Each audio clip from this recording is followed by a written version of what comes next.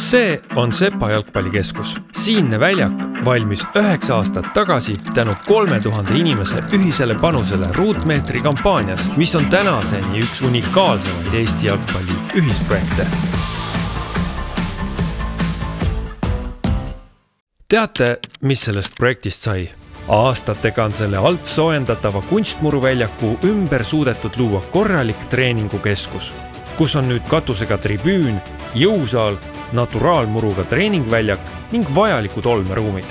Keskust on külastatud kokku 600 000 korda, peetud 2000 ametlikku mängu ja 18 000 treeningut.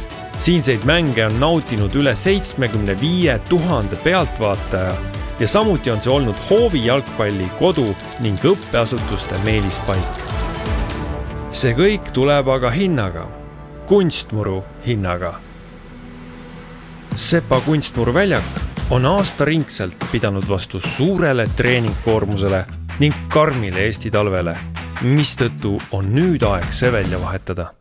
Tartu linna ja Jalgpalliliidu toetusel on koos juba pool vajalikust eelarvest, kuid ülejäänu jaoks palume kogukonna abi.